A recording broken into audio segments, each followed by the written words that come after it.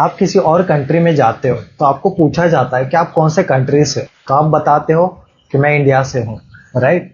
इसी तरीके से कोई भी स्टॉक होता है तो उसको आप पूछना चाहिए आप कौन से इंडेक्स से हो, कौन सा सेक्टर से हो, वो कैसे पहचाना जाए, और स्टॉक कहाँ पर फाइंड किए जाते हैं, स्टॉक बड़ा है कि छोटा है कैसे पहचाना जाता है, कौन सा इंडस्ट्री का लीडर होता है, सारी चीजें हम इस वीडियो में देखते हैं। चलिए वीडियो को स्टार्ट करते हैं। पहले मैं समझाता हूँ आपको इंडेक्स क्या होता है, बाद में हम सेक्टर में जाएंगे, बाद में इवेंचुअली हम देखेंगे कि एक्चुअली स्टॉक क्या होता है। एक्सचेंजेस हमने दो देखे हैं, एक एनएससी एक बीएससी।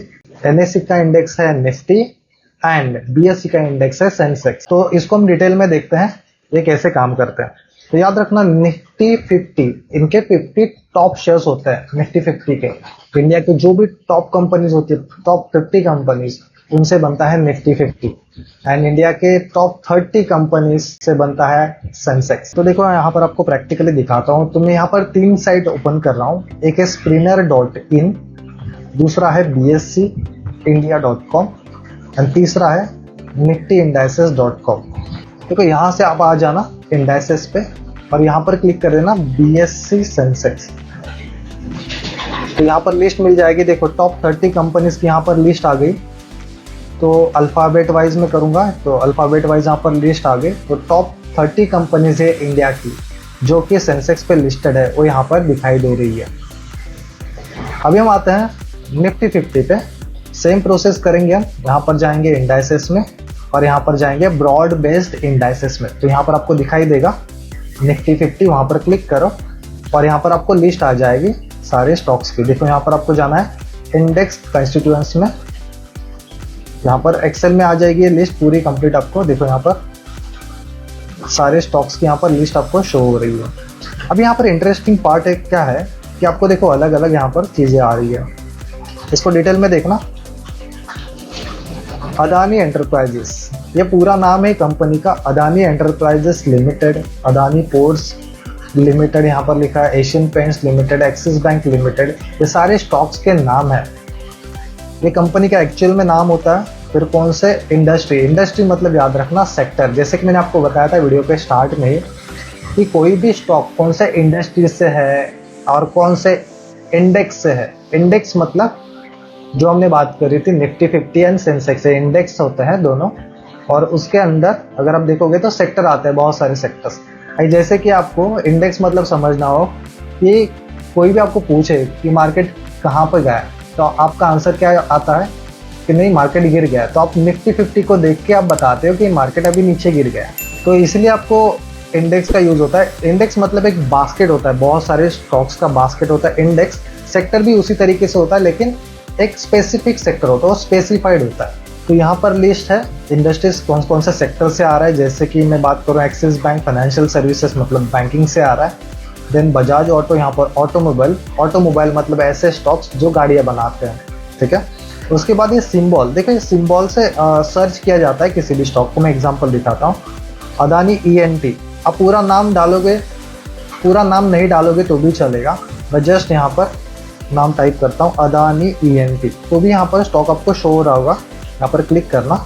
उसके बाद समझो कोई और नाम, जैसे कि एक्सिस बैंक, सिर्फ मैं एक्सिस डालूंगा, एक्सिस बैंक, यहाँ पर पूरा नाम डालूंगा, आ जाएगा। आपको डिटेल में लिखने की ज़रूरत नहीं है।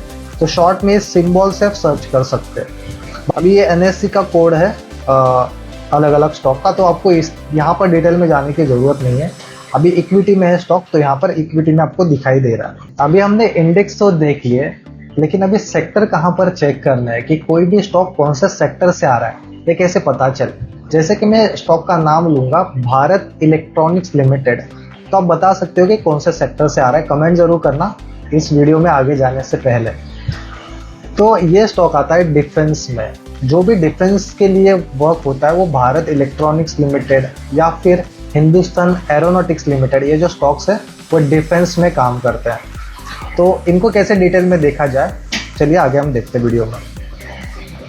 मैं screener.in की वेबसाइट पे आ गया हूँ और यहाँ पर आपको क्लिक करना है स्क्रीन पे। पहले तो आपको रजिस्टर करना है क्योंकि ये फ्री में है वेबसाइट, आपको फ्रीली सारी चीज़ें एक्सेस करने मिल जाएगी। तो मैंने ऑलरेडी रजिस्टर किया हुआ। रजिस्टर करने के बाद आपको यहाँ पर 3 टैब शो हो रहे होंगे, एक है फीड्स, एक है स्क्रीन्स और एक है टूल्स। तो मैं स्क्रीन्स पे क्लिक करता हूँ और यहाँ पर देखो राइट साइड पे ब्राउज सेक्टर, बहुत सारे सेक्टर्स यहाँ पर आ रहे हैं। जैसे कि मैंने अभी बात किया BEL एंड HL के बारे में, तो यहाँ पर देखो आपको पहला ही सेक्टर वो शो हो रहा है एरोस्पेस एंड डिफेंस के बारे में। तो उसको मैं क्लिक करता हूँ, तो यहाँ पर देखो स्टॉक का नाम आ गया Hindustan aeronautics and Bharat electronics. देखो मैं क्लिक करूँगा इन पे तो पूरा नाम यहाँ पर शो हो जाएगा, हिंदुस्तान एरोनॉटिक्स लिमिटेड। अभी दूसरा सेक्टर या दूसरा स्टॉक में देखता हूँ, भारत इलेक्ट्रॉनिक्स लिमिटेड। तो अभी कंपनी की यहाँ पर सारी डिटेल आ गई, मार्केट कैप, ये सबसे इंपॉर्टेंट होता है कंपनी को समझने के लिए, कंपनी छोटी है कि बड़ी है इसी से ही समझा जाता है। तो इसको मैं दिखाता हूँ कैसे समझते हैं हम। बाकी ये सारी चीज़ें फंडामेंटल होती है, आपको इसके डिटेल में जाने की ज़रूरत नहीं है फिलहाल, उनके बारे में मैं आने वाले वीडियोज़ में बात करूँगा। लेकिन अभी देखो यहाँ पर कंपनी क्या कर रही है, यहाँ पर आपको शो हो रहा होगा कौन से सेक्टर में। अभी आपको दिख रहा होगा कि डिफेंस सेक्टर में, तो सारी चीज़ें यहाँ पर दिख रही होगी। अभी ऐसा होता है कंपनी एक ही स्पेसिफिक सेक्टर में काम नहीं करती, कभी कभी ऐसा हो सकता है कोई कंपनी मल्टीपल सेक्टर्स में काम कर रही है, तो सारी चीज़ें यहाँ पर आपको दिखाई देगी कौन से सेक्टर में काम कर रही है। आपको और भी डिटेल में देखना है, जैसे कि हमने चेक किया था जब IPO की बात हमने की थी, तो हमने DRH की चेक किया था। तो जब भी कंपनी पब्लिक हो जाती है तो यहाँ पर देखो आप डॉक्यूमेंट्स में जाओगे तो आपको यहाँ पर फाइनेंशियल ईयर जो भी है, फर्स्ट यहाँ पर एनुअल रिपोर्ट में क्लिक करो, तो यहाँ पर कंपनी के बारे में डिटेल शो हो जाएगी, कंपनी क्या करती है बिजनेस और उसके प्रोडक्ट्स वगैरह क्या है, सारी चीज़ें यहाँ पर लिख के आती है कंपनी की, कौन सी चीज़ें उसने हायर करी है, कौन सी चीज़ों का एडिशन डिलीशन किया है, सारी चीज़ें आपको यहाँ पर शो होती है।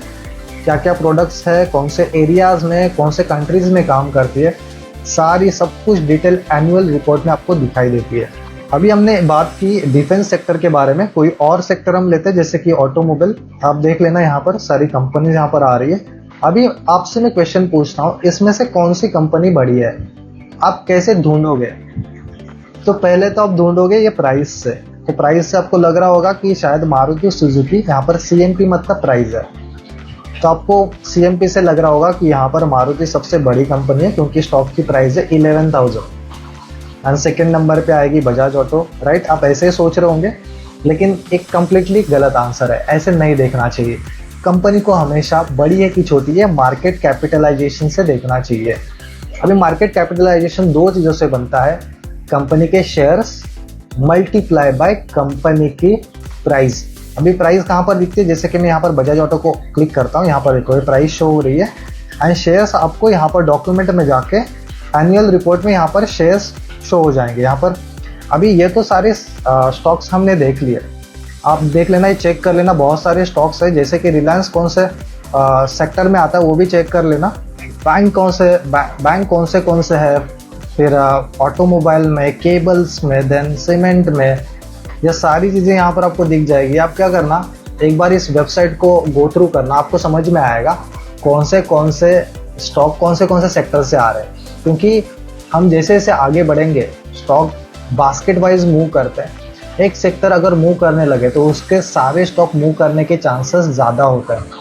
तो हम सेक्टर एनालिसिस, जब हम टेक्निकल एनालिसिस में प्राइस वगैरह सारी चीज़ें हम सीखेंगे तो डिटेल में चेक करेंगे। तो कैसे चेक करना होता है मैंने आपको डिटेल में बता दिया। यहाँ पर आपको जस्ट अभी क्या करना है, एक बार ये वेबसाइट ओपन करनी है और यहाँ पर 1 बाय 1 चेक करना है कि कौन से स्टॉक्स कौन से सेक्टर से आ रहे हैं, उनकी लिस्ट बना के रखनी है और आपको उनको चार्ट में भी देखना है। अभी ये भी देखते हैं कि कौन से स्टॉक लिक्विड होते हैं, कौन से स्टॉक इलिक्विड होते हैं।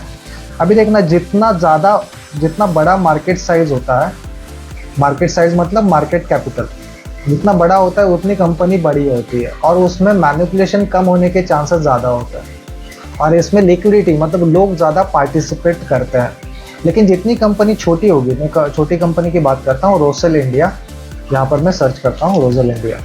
चार्ट देखो दोनों का, जैसे कि मैं बात करता हूँ, पहला चार्ट लेता हूँ हिंदुस्तान एरोनॉटिक्स, शॉर्ट में इसको लिखते हैं HAL।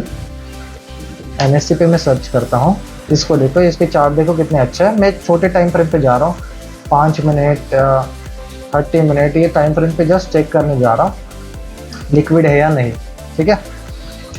लेकिन मैं अभी जाता हूँ रोसेल इंडिया पे और मैं सर्च करता हूँ रोसेल इंडिया और रोसेल इंडिया, ठीक है। ये देखो कैसा स्टॉक है, कैसे दिख रहा है आपको, दिख रहे क्या कैंडल्स इसके, ये सर्किट वाले स्टॉक है।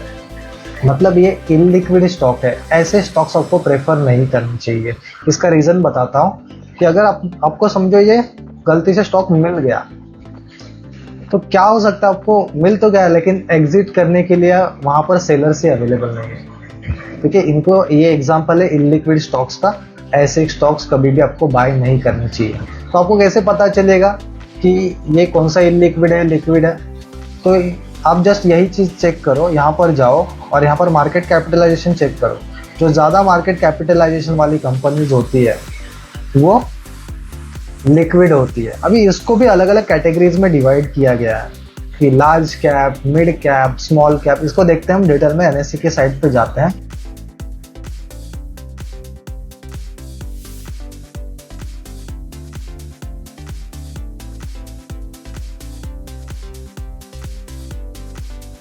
तो देखो कैसे कैटेगरीज में डिवाइड किया गया है कंपनीज को। यहाँ पर देखो लेफ्ट साइड पे शो हो रहा होगा आपको निफ्टी 100, फिर सेंटर में है निफ्टी 500 एंड राइट साइड में निफ्टी माइक्रो कैप 250। अभी यहाँ पर देखो लेफ्ट साइड में जो पहला कॉलम है उसको हम बोलेंगे लार्ज कैप, बीच में है वो है mid cap and right side में स्मॉल कैप।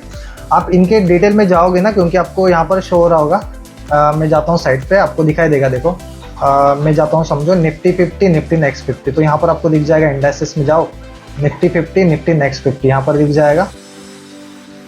उसको निफ्टी 100 भी बोलते हैं। फिर निफ्टी 500, निफ्टी 500 में जाओ, यहाँ पर वो भी आपको यहाँ पर दिखाई देगा। फिर आपको निफ्टी मिड कैप 150, तो सेम यहाँ पर सेम जाओ, निफ्टी मिड कैप 150। सारी चीज़ें यहाँ पर अवेलेबल है। तो अब वन बाय वन आप जाके देख सकते हो कि कौन से स्टॉक मिड कैप में आ रहे हैं, कौन से लार्ज कैप में आ रहे हैं और कौन से स्मॉल कैप में आ रहे हैं। तो देखो 3 पार्ट में डिवाइड किया गया है मार्केट कैपिटलाइजेशन को। पहला है लार्ज कैप, यहाँ पर आपको शो हो रहा होगा लार्ज कैप, जो इंडिया की टॉप 100 कंपनीज है वो लार्ज कैप में आती है। फिर आता है मिड कैप। मिड कैप में देखो 100 से 250 कंपनीज होती है वो मिड कैप में आती है, और 250 से आगे जो कंपनीज होती है वो स्मॉल कैप में आती है। तो याद रखना, जैसे जैसे यहाँ पर जो बड़ी कंपनीज होगी उनमें रिस्क कम होगा और वो स्टेबल कंपनीज होगी। मिड कैप में दोनों चीज़ें इक्वल होगी, रिस्क भी इक्वल एंड स्टेबिलिटी भी इक्वल वाइज होगी। एंड सबसे हाई रिस्क की स्टॉक्स होते हैं वो होते हैं स्मॉल कैप वाले, और सबसे कम लिक्विडिटी होती है स्मॉल कैप फंड्स में। ठीक है, तो इस तरीके से आपको स्टॉक का मैं बताऊंगा। अभी तीनों को कंबाइन करके आपको कौन से स्टॉक कब बाय करनी चाहिए, कब नहीं करनी चाहिए। ठीक है, आई होप इस वीडियो में आपको बहुत अच्छी इंसाइट मिली होगी। वीडियो अच्छा लगता है तो जरूर लाइक, शेयर एंड सब्सक्राइब करना। Thank you for watching this video.